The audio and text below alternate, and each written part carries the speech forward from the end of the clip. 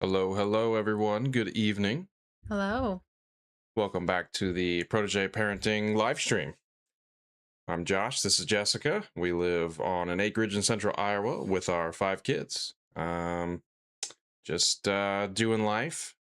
Figured tonight we'd talk about. Oh, you know what? I forgot to change the title at the bottom here. I So gotta change. we could talk about how we're still figuring this out. Yes. That's what we could talk Uh, about. let's see. We figured tonight we'd talk about just kind of some stuff we're dealing with in daily life. Like, what do we got 5 kids. So, oldest son is 13, got a daughter who's 11, and another son who's 9, another son who's 7, and then an adopted daughter who's 5. So, we're Yeah. kind of all over the spectrum dealing with all kinds of different things. So, we figured we talk about maybe what we're dealing with, just day to day life. There's always things.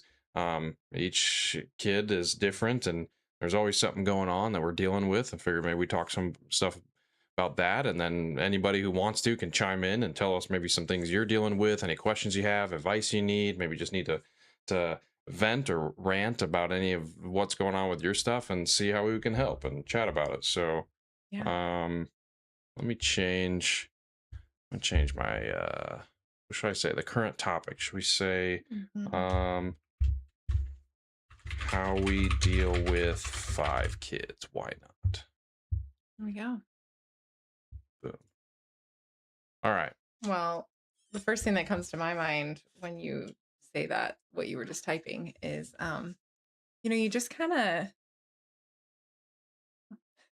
you just kind of let go of things the more kids you have. Not getting lax on stuff. I mean, there are things that you get kind of lax on and then you have to rein it back in. But people ask like, how do you have 5 kids? How do you do it? And it's like, well, I don't know. Just once we crossed the threshold of 3, at that point it was like, what's another one? Just bring on another one, you know? Mm. Yeah, I will say the third kid was probably the biggest shocker. It I was. would He say, was, like, yeah. you have your first child, everybody is super excited. I mean, everybody's excited. You usually have planned on it or whatever. You've got both of you, I mean, even the first one, it was just like, I remember the waiting was crazy. You're just, Mhm. it's just like, I can't wait to have a kid and it's going to be here. But then, like, it just drags on forever. And so Yeah. I'm reading dad books and you're dealing with the nursery or the bedroom or things like that, All the looking into stuff, and it's just like you're just totally prepared. And then the first one, even though it rocks your world, and like the first one is just such an unknown, there's 2 of you, you've been prepared, for or you've been preparing for all this, all that stuff. And then but you just do it and it's great, right? Your first kid, it's not all unicorns and rainbows, but No. like it's not, I don't remember it being that hard, I would say. No. Like, you're totally into it. Now it doesn't seem that hard, No, I mean, there were hard but there were lots things, of hard right? But, things, like, yeah. overall, when I look back on it, like, overall, the first kid was Mhm. not that hard. Yeah. And then the second kid is even easier because you've Yeah. been there before, you've done that. When you're pregnant, you have another child to focus on and do things with, kind of, spend the time. You're like, oh yeah, we've been here, done that. Like, we know what's coming. Then the second one comes and you've got 2 parents. You can double team it, one person with each kid, right? And you've been there before, already done Yeah. all this. It's different. Each kid is different. Yeah. And then the third one comes along, and it's like the first one. What Ethan would have been? Was he He would 4? have been Maybe. he I wasn't think he. 4 yet. I don't. Yeah. So he wasn't He would quite have turned 4. 4 the January after Marshall was born. Yeah. Marshall was born in Yeah, November. so you've got like a So, 4-year-old that's going crazy. We've got a a 2-year-old, 2-year-old yep. that's getting into that stage. That's Yeah. finding new boundaries, pushing all those boundaries, and then you've got a third one, and now they outnumber you. And I remember Mhm. the third one being the biggest shock for Yeah. how many kids. And then, I mean, the fourth one is, I think, hard for us to say because we did it so unorthodoxly. We what Reed would have been 5 when we adopted Rosa, and then Rosa was Oh, two you're and a saying the half. fifth one was Yeah, unorthodox. yeah. So You said the fourth. oh yeah, That's why I I was like, can't even wait, what did we do so I can't different even keep about track Reed? of how many we Yeah, we're have. like, we've lost count. Yeah, Just so I like, can't really. whatever. I don't know if that's really like that accurate that we can speak Yeah, to like a natural birth, just adding a fifth one in there, but it wasn't. It was a big change, but yet the older 4 were what 5 and older, so yeah, we had already trained a lot out of them. And kind of yeah, prepared them for everything. And then obviously with adopting a child 2.5-year old from halfway across the world that had special needs, that was yeah. I mean, obviously quite different. that had a lot of different kinds of challenges than having a natural baby, which is what you're trying to say, or having a baby the natural way. But it still was just at the root. It was still kind of like, what's one more? Like we've already got a whole crew, and we've done this before, kind of thing. On the other hand, I think as soon as I said, "Oh, we've done this before," then I was quickly humbled. Because that's how I felt when I potty trained number 4. And that child proved me wrong. He proved me wrong that I knew absolutely nothing about potty training. Yeah. Yeah. I mean, each one's He different. did things that I had never seen before that Yeah. I didn't know you could even have to deal with. So, Yeah. I mean, that's something definitely.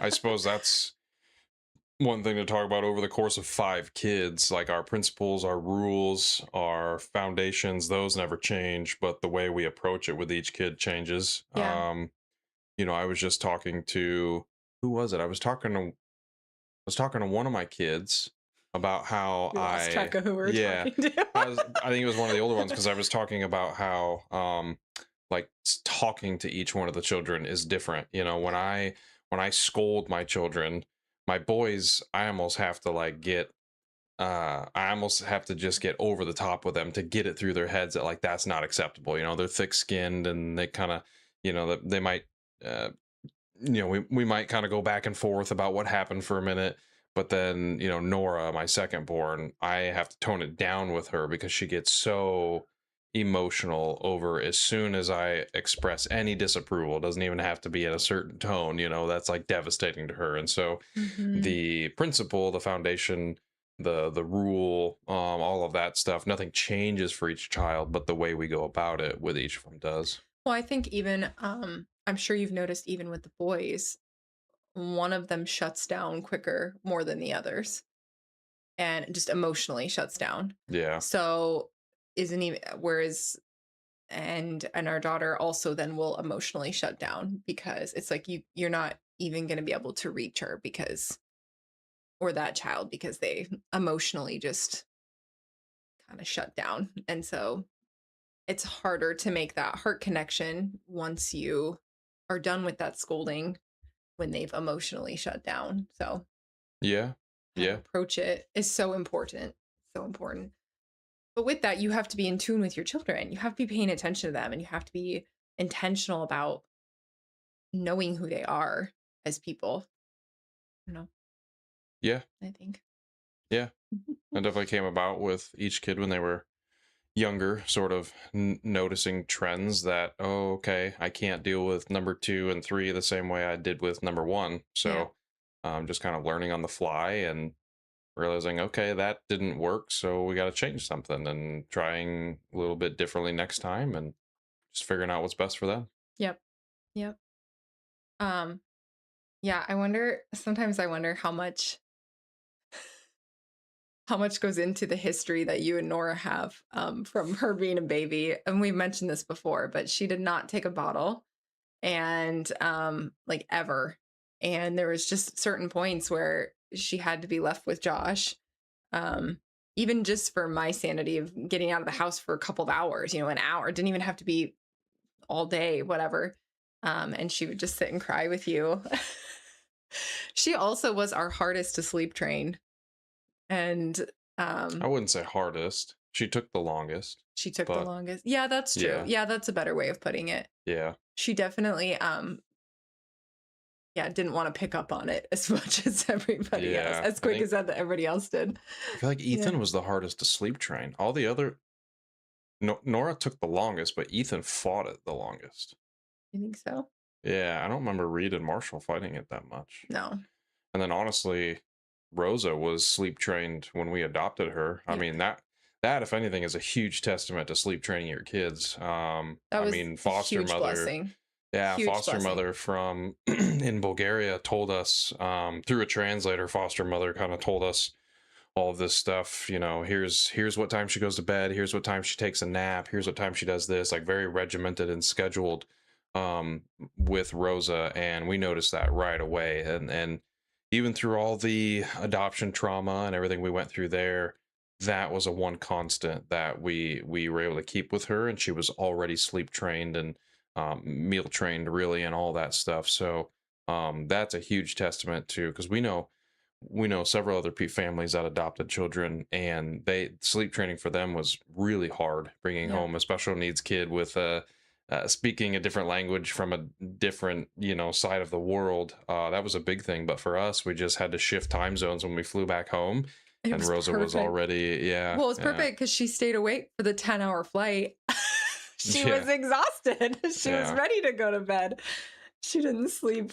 Oh my gosh. I think she slept maybe an hour that whole flight, just on any of our flights. Yeah, I think It foster was rough. mother I think foster mother technically put her to bed at 9 o'clock every night, and we do Yeah. we do bedtime at 8 o'clock. Yeah. But it worked out perfectly because then she Good. still slept the same amount of time and wakes up now with the rest of the kids. So Yeah, that we was just shifted a little bit. But I mean, she'll tell us even now, night night, yeah. tired, night night. Yeah. Even She's 5 years ready. old, she's like, "Yep, it's time." Uh-huh. So Yeah, she's ready. Crazy how time flies. It yeah. just feels like yesterday Well, that we were doing that. I was telling Nora. Nora was telling me how Rosa still sometimes wakes up like whimpering.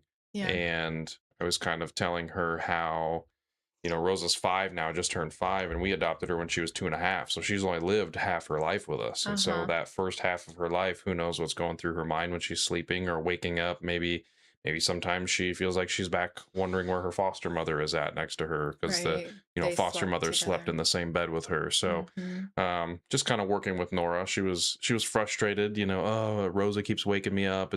She says it's not often, maybe once a week or something, but just trying to give that perspective to Nora and say, hey, it's, she's not doing it on purpose. She's not waking up whining hoping she wakes you up. She's maybe there's something going on in that little noggin of hers that we can't really understand, and she's come from a rough place and had a tough go of it as opposed to all the other kids, and we can give her a little bit of patience and understanding for that. So Sure. If anything, it just pushes Nora to be more selfless and prepares her for motherhood. yeah, yeah, I don't know.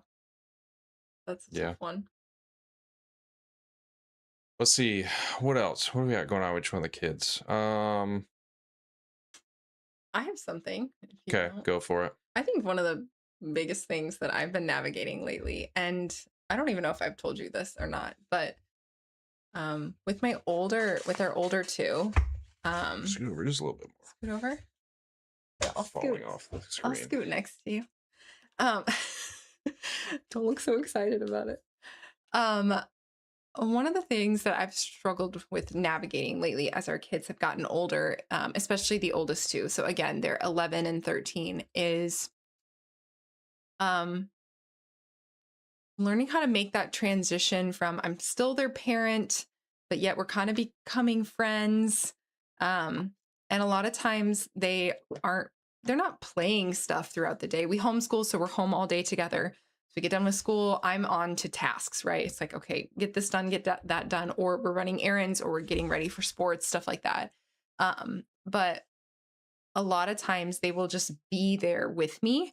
And I've kind of had to learn how to just be next to my growing into adult children and not feel stressed about them needing something from me, like even conversation or just to ask me a question. Sometimes I will say something like, hey, okay, hey, you're hanging out, do you need something? And or are you just hanging out? They're like, no, I'm just hanging out. And I'm kind of like, okay. And So then I keep doing the dishes or I keep cooking, whatever. And there's kind of this stress to have a conversation, but sometimes it's hard to have a conversation with preteens. It's like, what are we talking about?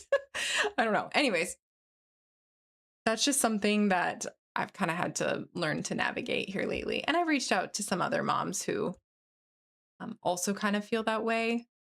Um, I don't know.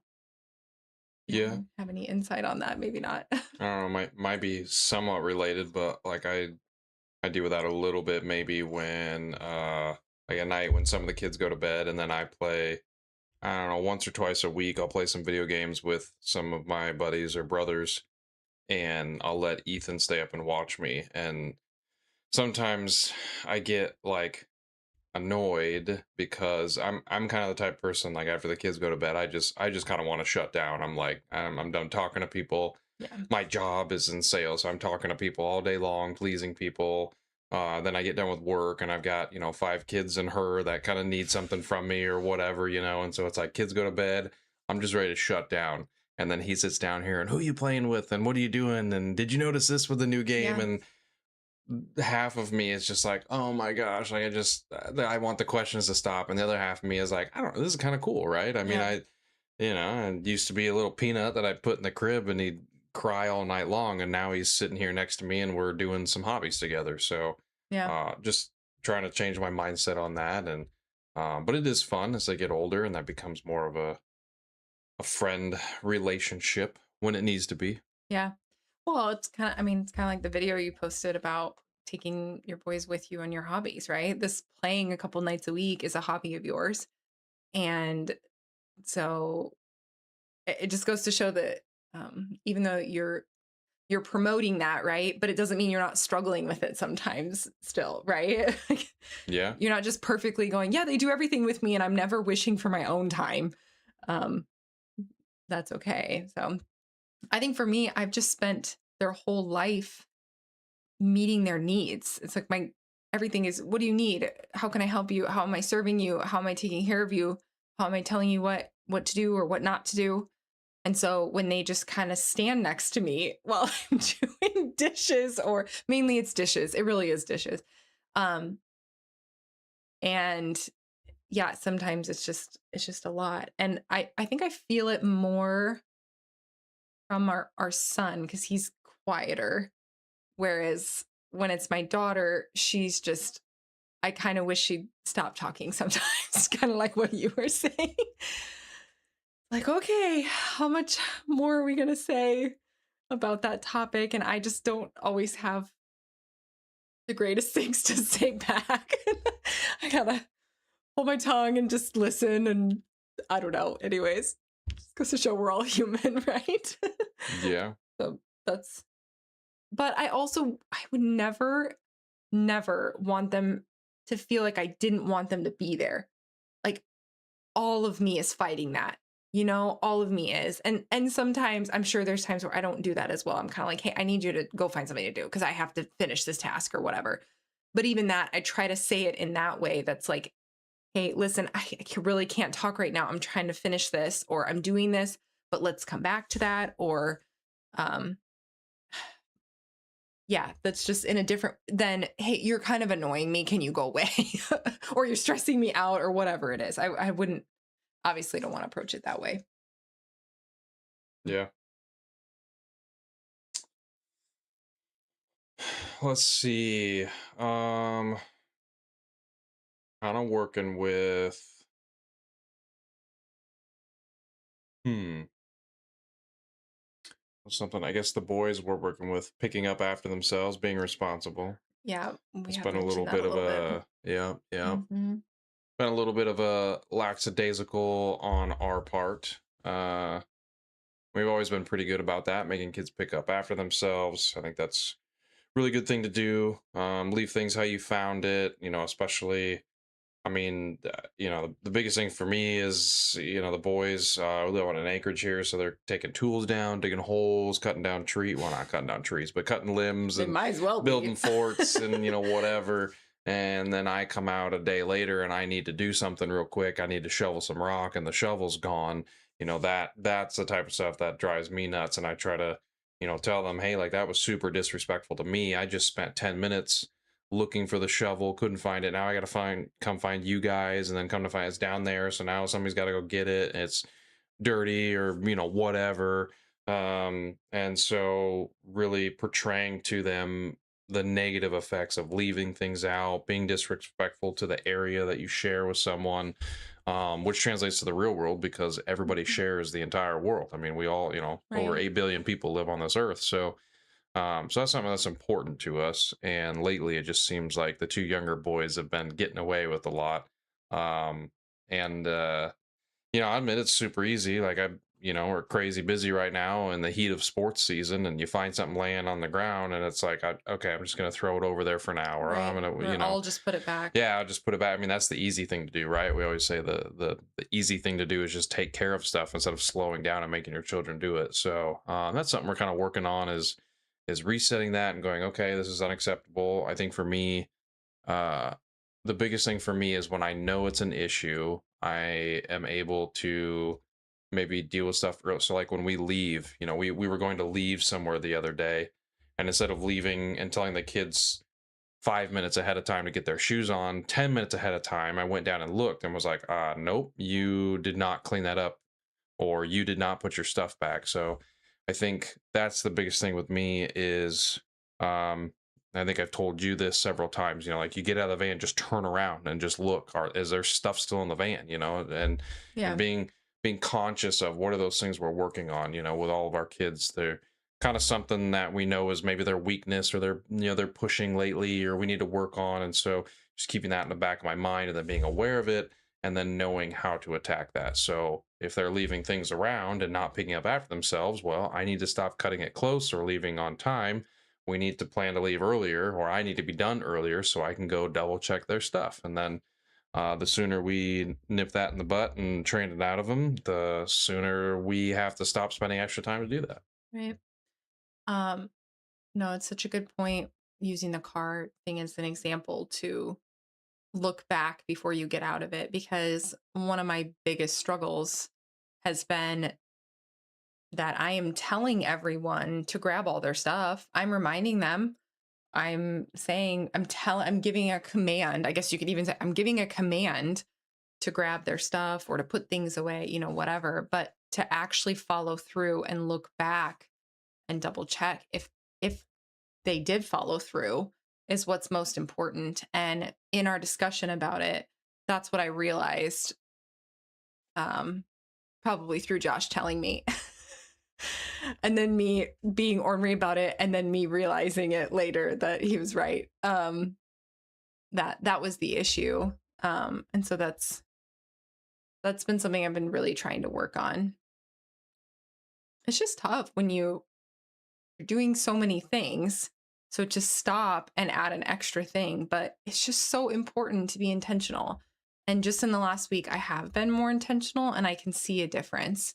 It's not perfect, it's still happening. Matter of fact, I put the kids to bed and I saw something that was out that was supposed to have been put away, and there will be consequences for it in the morning. So that's now I just need to wake up and remember those consequences or to, enforce them. So it's tough. Yeah. No. Mhm. Hmm. What else? Yeah. Well, of course, I had a couple thoughts and then I lost them. So Okay. give me a minute. It's Um. like my go-to is to lose my train of thought. It's because Yeah. I have too many. They're all coming in at the same time. Yeah. We've been working a lot with like team sports stuff. I think there's been a couple of topics maybe with both of them. There was a situation with my oldest. He 13. He was pitching. Was it? I think it was this. No, it was last weekend. He was pitching in a game and doing a great job. He got the first two. The first two he struck out, and then the third batter he got to stretch out for a beautiful curveball. The guy popped it up. Should have been easy third out for the inning, and the first baseman dropped it.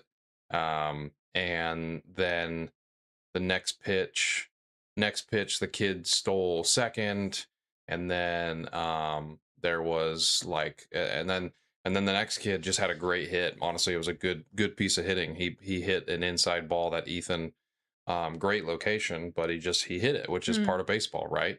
And but it scored the run, and then Ethan came in, and then of course his pitch count's hitting higher, and he started struggling, and he got out of the inning again.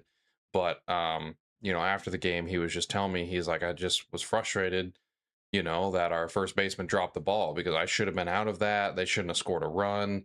Then mm. then I started getting tired, and I walked another kid, and then like now I couldn't pitch as long because he dropped the ball. And so, we just had a good That's tough. conversation about that. Yeah, that like, hey, that's baseball. Like that's a team sport. You did everything you were supposed to do. You pitched a fantastic inning. Um, but one thing I'm really working with him on is the only thing you can control is the next time you get to touch that ball. So you can't control your first baseman, but you can control your attitude. You can control how you react, how you approach things. You know what? It is what it is. You can't change it. So just get out there and focus on the next pitch and the next batter and the next out and whatever you can do for that. The other thing I told him, it's super important to remember is you've made mistakes too in the field. You've made Mhm. errors. You've caused outs or struck out or whatever, right? So don't be mad at him. I mean, it's okay to be a little frustrated or whatever, right? But Right. just forgive him and move on and tell him to good job. I said it when you mess up, does it make you feel good if somebody tells you they're frustrated with you, or does it make you feel better if they're like, hey man, good try. That's okay. We'll get it next time. And he's like, yeah, okay. That makes me feel better that way. So Right. kind of working on that. And then Sorry. and Excuse then me. with Nora, we had a situation with a really good soccer team that they played against, Mm. but they got their butts kicked. But the girls were just the other team was very pushy and rude. The parents were yelling. The other The coach was coach yelling at was our yelling, yeah. parents. I mean, just It was kind pretty of nasty. kind of just an embarrassment as a soccer team. Um, and after the game, she told me, I said, how are you doing? And she said, I'm just really upset. And I said, well, why? So I'm upset at what? And she said, I'm upset at those girls. They were yelling at us and they were pushing us, and the parents were yelling, and then like that other coach was yelling. And same thing. I said, okay. I said, that's fine to be upset. That's fine to be frustrated. That wasn't right of them, but you can't control them. The only thing you can control is your attitude, the way you treat people, the way you think about this. You can control how good you are. I told her, I said, those girls were a really good soccer team. They passed the ball all over them. I think they won Yeah. 7 to, so was it 7-1? 1, Did they I even think, score? yeah. Yeah, I think that they did score one. So Yeah. so 7, or I think it might have been 8-1 actually, but regardless, I mean Yeah. they're a good team. And I said, no matter, they were nasty, but you can still look at that and go, I can get better. I can play to Mhm. that level. Focus on that. And so the next time that you get a chance to touch a soccer ball, you're trying to be better. So team sports have been providing a lot of lessons for kids and a lot of different things to focus on and help your kids kind of um, focus on the positives, focus on what they can control, and then also just working well with other people and not being rude to them for any reason. Yeah. Um, Regarding Ethan and the baseball situation, um, I think it's yeah, it's just important to say, like, if they all get in the car and say, "Oh, can't believe Ethan did that today," you wouldn't want that being said about you. And so yeah, it's a good thing to consider. I've actually picked Nora up from practice before, and she's told me kind of the same type of situation. Just, oh, the girls were messing around and they weren't ready to practice, and they're kind of fighting, or not fight, but like doing a bunch of talking, and there's drama and whatever. And she's like, we didn't win our 3v3 little match because they weren't really trying. And I thought, and I've told her, I'm like, well, there are nights where you haven't had a very good practice either, and you weren't trying that hard. Or games where maybe you kind of started to lack energy and just kind of gave up. And so we got to give grace there for Yeah. sure. Yeah. Are really good lessons. Hmm. Let's see. What else? What else is going on with the kids? Trying to I think think. Yeah, we did. I know. Remember some sports stuff. Did I don't know. I guess a big thing is Ethan kind of getting, at 13, starting to get kind of out there in the world, you know? He's done some stuff lately just on his own, as far as going to friends' house, staying late at some people's houses, doing friends get together. He's Yeah. been really getting into kind of the youth group at our new church and meeting those people and everything. So that was something that kind of hit me a few weeks ago. I was just like, man, this is I remember this age when I was 14. I remember life kind of changes a lot. You get out there and there you start kind of becoming your own person. I really Yeah. uh it is interesting to me in my mind how my like up until I'm 13 is almost like one phase of my life where I was part of my family and did things with my parents. And then like as soon as I hit 14, it's like boom, that is a different phase where like it's almost like like a separate movie, like Yeah. and I just realized like he's really close to that at 13. He's right in there, and I'm about to lose we're about to lose a lot of the time that we spend with him, and he's going to get out there and check out the world and start to become his own person. And I think that's just something I recognized. And so I think I even told him one night, hey, you're heading out now. You're going to be with a group of friends for 5 6 hours late into the night until we come get you. And um you think you know them, you think you trust them, but just remember, you guys are young, and the world is going to be not the greatest place, and so there may things may come up that are tough or hard for you to deal with. And just I said, you got my number memorized, let me know if you need any help or need to talk or whatever, and just do what's right. And he's like, okay, Yeah. Whatever. moved on. Yeah. Not in a disrespectful way, that's just how he No, responds to just everything. yeah, it really, But really is. You have to know him to know it's not disrespectful. yeah, yeah. I think. But again, I think we've talked in past streams about how I very much want to be focused on being that proactive and getting them ready for that stuff. Hmm. Like drinking alcohol. I drink alcohol in front of them. I smoke cigars in front of them. Music. I'm careful with the music, but we do listen to a little bit on the edgier stuff. And just teaching them that way they're getting exposed to it. They know what's out there, and then Hmm. they see me handling it, and they're able to ask questions about it. It's not taboo, Hmm. rather than thinking alcohol is terrible and not knowing anything about it, never seeing any, never Right. talking about it, and then all of a sudden it's given to them and they have no idea what to do. So Yep. I think that's kind of the same thing I realized with this approach with him. At 14, it's not any set topic or thing. It's not just alcohol, right? It's like, okay, now you're 14 and life is going to change. And I know that. He doesn't necessarily know that, but yet Right. preparing him for that, saying, hey, this is coming. These things might happen to you. Here's how, maybe you should deal with that. I think is important to kind of set them up. And we'll see what happens, I guess, because we all know as teenagers, life gets a little crazy and can't ever predict what's going to happen. So, Hmm. When it comes to the music part you were talking about, really, my goal with music is for our children not to fit within this homeschool stereotype. So I would like them to be at a baseball game and know how to sing Sweet Caroline. Like they will be cultured in certain music. Anyways, that's just, they need to be able to join in with, and know the greats, is what I'm trying to say.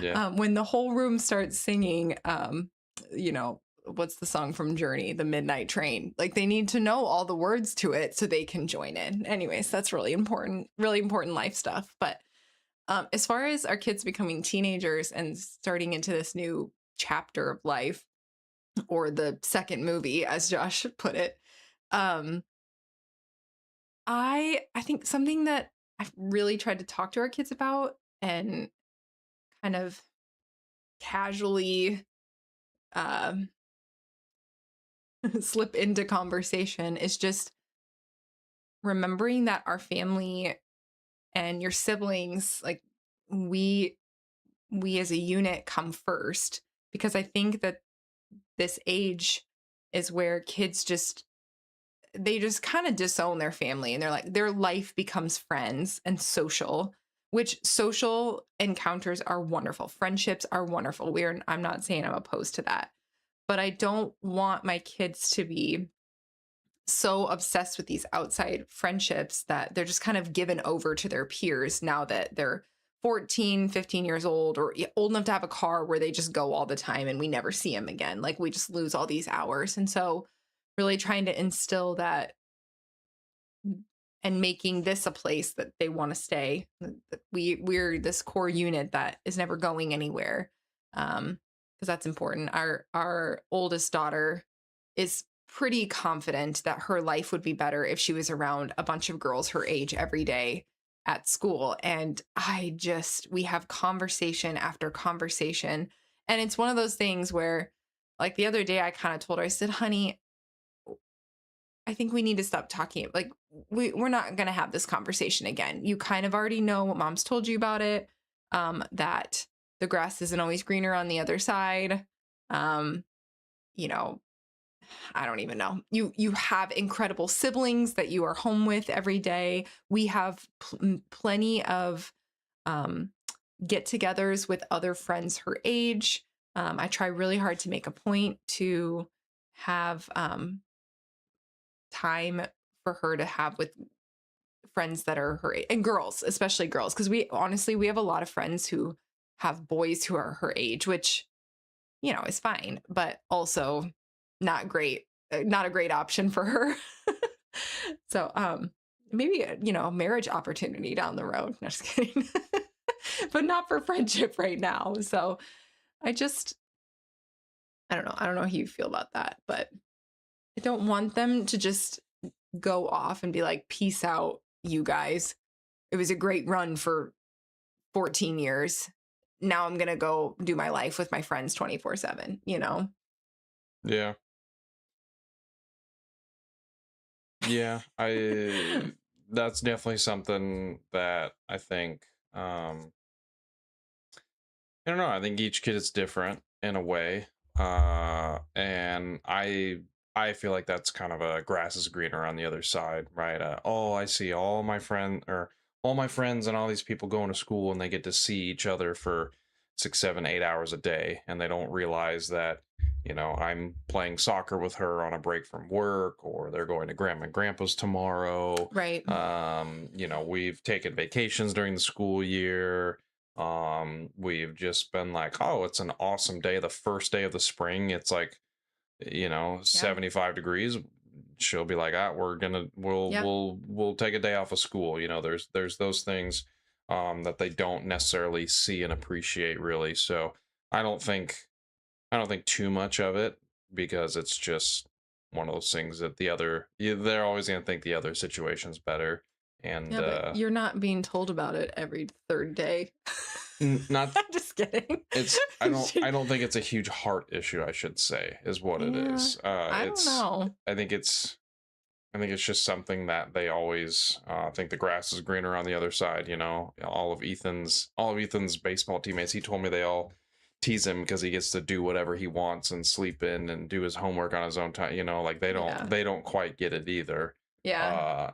So they think it sounds awesome, and then here our kids are like, oh, I kind of wish I go to school so I could see friends every day, and it's like, yeah, but they're not. I think Nora's the only one who really mentions it. Do you feel like Marshall and Reed say stuff to you? I don't know. I mean, nonchalantly, maybe. Nora's probably the only one that really. Yeah, she's pretty passionate about it. Like Yeah. we'll just be driving somewhere and she'll go, "Do you think that I can go?" Well, she told me the other day, Dad said I can go to high school. And I was like, "Okay, whoa." Like, first of all, Dad and I make decisions together. So, no, I'm just kidding. I don't know. She was pretty excited about that conversation. So, anyways, I keep telling her that all that kind of stuff is are bridges we've never crossed before. And so I can't answer those questions until we get there. Um, Yeah. but one of the biggest things that I love about homeschooling, and one of the things that I don't think that they will realize in the list of things you were talking about, that they don't realize what they have right now, is that the friendships and the time spent with those friends is precious, and it's sweet and it's good. Whereas, I mean, I don't know. I guess my school life was fine. My public school life was fine, whatever. But, one period, Jennifer was friends with me. And then the next period, she hated me and never talked to me for 3 days, or wouldn't. And so the emotional roller coaster of kids being together all day long in school. And then, it's not even just the girls. Then you have little Jimmy over here who won't stop picking on you about something, or whatever, is making fun of you 24/7. I don't know.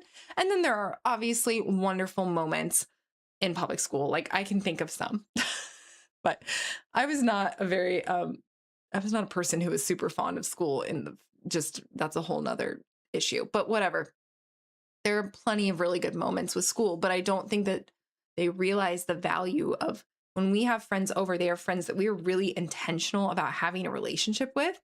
And when they spend that time with those friends, they're not arguing and fighting over stuff. They're hanging out and they're spending sweet and precious time together and actually building relationships within like healthy boundaries of time together.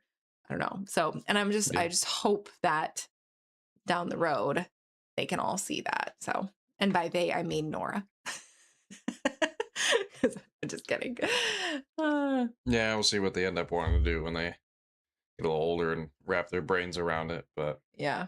I don't know. I mean, you were homeschooled and you went to public school classes in high school and you really loved that. Yeah. Yeah. I mean, Oh God. I also found ways to hang out with friends otherwise, too. I mean, that changed a lot for me when I was 16 and could drive, or even, I It's mean, huge. even when I would say when I was 15, even when I was 14, I had friends that would drive and they'd pick me up Mhm. and we'd do stuff, but really at 15 it started. And then 16, when I could drive, I was, all the time. Um, so I think that'll change, by then. I do think maybe some of it with Nora is like, the soccer team she's on, what, 15 of the 17 girls all go to the same school. So it's like, I think she sees Pretty that and much, yeah. sees that she's maybe a little bit of an outsider. Yeah. She's coming up on, well, in about a month or two here, it'll be a year she's been on this team. And so she's kind of getting to the point where she's starting to know the girls a little bit better. Yep. It's also been a little hard because the time she sees them is during practices when they're not supposed to be They're socializing. not So socializing. Yeah. yeah, so I think that is a little bit of a struggle, but we've also done, or you've done, a great job of getting her some friendships in there, here and there, and play dates and people that are good influences. But yeah, she doesn't recognize, doesn't see, doesn't know that there's plenty of bad influences and bad relationships in a public school as well, and she's not getting any of that either. So Hmm.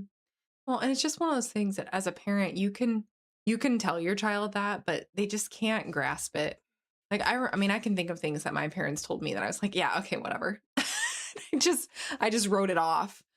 And now I look back and I'm like, I was so stupid. Why didn't I listen to them? And you just don't. And that's part of just growing up and like you were talking about becoming your own person and um just the process of learning and shaping your character. I don't know. yeah, A lot. Teenage stuff. It's new. I I'm looking forward to it though. When people talk about the terrible twos and all that kind of stuff, I feel like Josh and I were a little ornery about not hating that time period with our kids. And so I kind of feel that way about teenagers. Everyone's like, oh, well, you made it through that. Oh, but now, you made it through the littles, but now you're getting to teenagers and, that can make or break a relationship. And I'm just like, shut up. Like, stop. We're going to do this and we're going to do it well. And it's going to be awesome. We're going to love it. So, I don't know. And check back with me in a couple of years. Just yeah, kidding. yeah. It's definitely something to mention. I mean, we have so many different, such a wide variety Of of ages. different Yeah. age, life areas that they're in right now. Going from a 13-year-old who's kind of being my buddy, and I mean, this year he's gonna get his hunting license and carry a gun and walk through the woods separate of me. So like Yeah. that's pretty crazy to think about. On the other hand, I have a 5-year-old who, has only lived with us about 2.5 years, so her her kind of her developmental age is really more like a 3-year-old, you know. So there's things there that I kind of have to just remember, like, oh, that, you know, my 13-year-old, we can go do pitching and baseball and he'll help me tear down the dirt bike, but I also need to come just like lay on the ground with my 5-year-old and read her a book, or Right. wrestle with her or something, you know. She still enjoys that. So kind of meeting them where they're at, enjoying each age, that's definitely something I've learned even more. I feel like I appreciated the ages they were at when they were younger, but even more now because I see the variety and I go, Mhm. I enjoy each of them for different reasons, you Yeah. know. Kind of sounds Each of like a the principal. Yeah, each of the We should have ages, had in our other one. enjoying the ages they're at for different reasons, for sure. I think I actually think for me, going back to the little age was is harder than navigating the older age. Like navigating 13, 14 with our older kids. I think stepping back into um toddlerhood with our youngest daughter was a lot harder for me anyways. Yeah, and maybe so because we had a 5-year break. Yeah, we Or we had maybe, arrived, yeah, okay? We had yeah. arrived at a lot of independence, just a total shift in our home, and then we took a step I mean, we went back to diapers. She was in diapers when we Yeah. came home. At 2.5 years old, she was in diapers, which is totally understandable based off of what her needs were at that time. Um, but yeah, we went straight back into diaper changing. Um, we went back into potty training. We went back into full on car seats. I mean, our youngest was still kind of in a booster, a bigger booster, but I mean, he just get himself in and out. I mean, we had reached a place we had not ever seen before. And then yeah, and then we were challenged to go back. I was challenged. That was challenging for me. I don't know how that was for you, but Yeah, it was definitely. it I was just mean, a yeah. too, I mean, we've said that quite a bit, right? If the earlier you train them, the earlier the payoff is. So Yeah. we had been, I mean, in reality, we've been enjoying the payoff because our oldest was 5 and they're all Absolutely. sleep trained, potty trained, food trained. I mean, you know, we were quite over that hump, and then to go right back into that Yeah. with a special needs 2.5-year-old that didn't speak our language. And I mean, Yeah. you know, that was like we got home, and what was the next day? We went and did a EEG with the I think it was a neurologist, couple and days later. Yeah. so it's like, you know, we just jumped right into everything. So yeah, Yeah. it was quite a lot. I I don't know how people have kids when they like space them 5 years apart. You know, just Yeah. like you just go right back after getting out. You know, it was one thing when Yeah. it's like, okay, we got a 2-year-old, we're just done with diapers. A couple months later, we're going back into it, like whatever, you know. Right. Yeah. Okay, it's coming. We were just there, but to be like, oh, that was so long ago, and now I'm stepping Yeah. back a little bit. Which obviously like it's all a blessing and you wouldn't not want that child. But yeah, Yeah, it's tough. That's really tough. So, and I would encourage anybody, don't let the age gap stop you. If you want more children, have more children. They're wonderful. They yeah, for really, really sure. are. It's amazing and it's a blessing. They are a blessing. So, Yeah, I don't know. yeah. All right, looks like we're just under an hour for streaming. Maybe we call that tonight. Okay. I think we're taking a break next week. Yeah. I gotta travel for my day job. Boo. But we'll be Lots of back travel maybe the week after next week. that. So Yeah. reach out if you need some help, if you want to contact us, if you got anything. If you want if you're interested, we do couples counseling sessions, you know, one-on-one counseling sessions with either of us. We can do public speaking, some collaborations, anything like that. Otherwise, keep in touch with our YouTube here, subscribe, follow us for some new content. And if you need any of that, the email is josh@protegeparenting.com, or you can just reach out on any of our sites, message us, get in touch, and we'll be willing to help you. So thanks for tuning in, and we will see